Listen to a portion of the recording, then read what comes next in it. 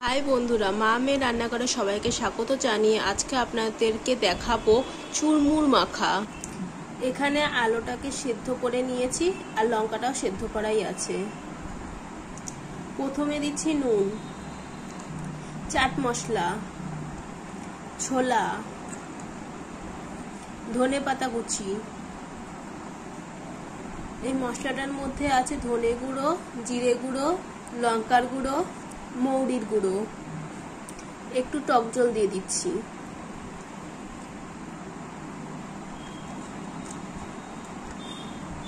এবার মেখে নিচ্ছি। এবার ফুচকাগুলোকে মেখে নেব, ভেঙে নিচ্ছি।